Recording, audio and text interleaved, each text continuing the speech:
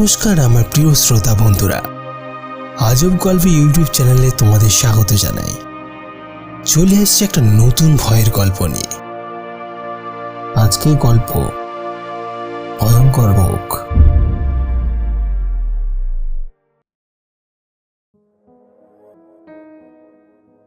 ফ্রান্সে নিযুক্ত ব্রিটিশ রাষ্ট্রদূত ভবিষ্যতে এক দুর্ঘটনার সংকেত পেয়েছিলেন,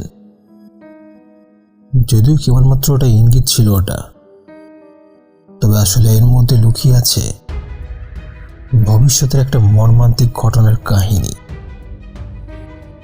অশুভ সংকেত দেওয়ার চেহারাটা এতটাই ভয়ঙ্কর ছিল যে তা বলতে পারেনি রাষ্ট্রদূত, আর এটাই জীবন বাঁচিয়ে দেয় তার। 1879 সাল ফ্রান্সের ব্রিটিশ রাষ্ট্রদূত লর্ড ডাফেরিন এক বন্ধুর সঙ্গে ছুটি কাটাচ্ছেন। তার বন্ধু থাকেন আয়ারল্যান্ডে। এক রাতে হঠাৎ গভীর ঘুম ভেঙে জেগে উঠলেন ডাফেরিন। স্বপ্নে অস্বাভাবিক কিছু একটা দেখেছেন, তবে ঘুম থেকে জেগে ওঠার অন্য কোনো কারণ আছে। অস্বস্তি নিয়ে কিছু একটা সময় বিছানায় বসে রইলেন। তারপর বিছানা থেকে উঠে লন আর ফুল বাগানের দিকে মুখ করে জানলার সামনে গিয়ে দাঁড়ালেন। চাঁদের আলো স্পষ্ট দেখলেন একজন লোক পিঠে একটা কফিন নিয়ে হেঁটে চলেছে। লর্ড ডাফেরিন দুঃসাহসী মানুষ। বেরিয়ে এসে লোকটাকে থামিয়ে জানতে চাইলেন কফিনের ভিতরে কি। মুখ তুলে তাকে দেখল লোকটা। গা কাঁটা দিয়ে উঠল ডাফেরিনের। ভয়ঙ্কর একটা চেহারা, চোখের নিচের হাত ঠেলে বেরিয়ে এসছে। মুখ আর শরীরের চামড়া মনে হচ্ছে বহু পুরনো আর শুকনো খসখসে, যেন একটা কঙ্কালের শরীরে চামড়া লাগিয়ে দেওয়া হয়েছে। প্রথমে আতঙ্কে জমে গেলেন লর্ড ডাফেরিন, তবে সাহস সঞ্চয় করে আবার লোকটার কাছে জানতে চাইলেন, এই যে এত রাতে কফিন নিয়ে কোথায় যাচ্ছ তুমি? জবাবে লোকটা তার দিকে এগিয়ে এলো। তারপরই ডাফেরিনের ভেতর দিয়েই যেন গলে বেরিয়ে গেল এবং অদৃশ্য হলো।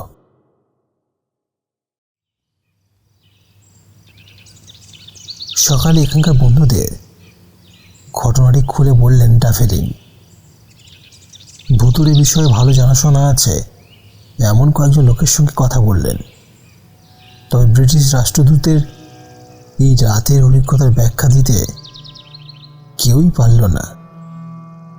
ধীরে ধীরে ঘটনাটি মুছে গেল সবার মন থেকে।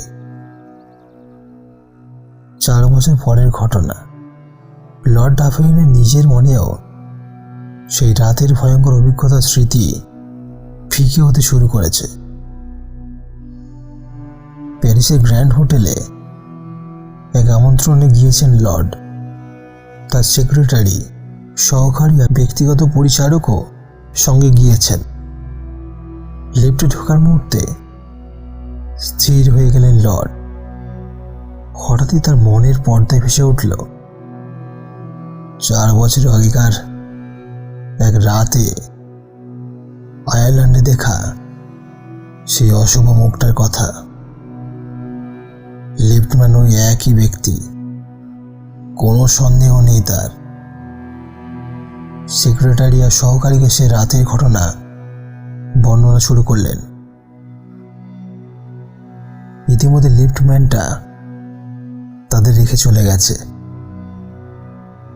লর্ড তখনও সেই ভয়ঙ্কর অভিজ্ঞতা বলা শেষ করেননি। এমন সময় জোড়া একটা শব্দ হলো।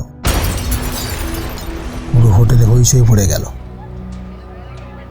লিফটে যখন 5 তলায় পৌঁছে গেছে তখনই হঠাৎ দড়িটা ছিঁড়ে যায় আর নিচে পড়ে ধপাস করে। লিফটে যে কয়েকজন লোক ছিলেন তারা সবাই ওখানেই মারা যায়। লর্ড ডাফেরিন দেখলেন হোটেলের কর্মচারীরা মৃত লোকেদের সরিয়ে নিচ্ছেন লিফটের ধ্বংসস্তূপ থেকে। তবে যার কারণে তার লিফটে ওঠা হয়নি, সেই লোকটাকে দেখা গেল না লিফটে। পরে লর্ড জানতে পারলেন সেদিন হোটেলের লিফটম্যান ডিউটি দিয়ে আসেনি।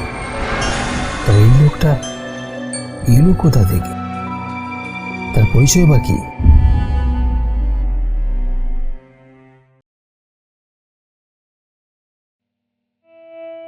এই কাহিনীটি লিপিবদ্ধ আছে ব্রিটিশ সোসাইটি অব সাইকিড রিসার্চ বইতে। তবে সেখানে একে দেখানো হয়েছে অমীমাংসিত একটা রহস্য হিসাবে, এমনকি এর কোনো সম্ভাব্য ব্যাখ্যা দেওয়া হয়নি।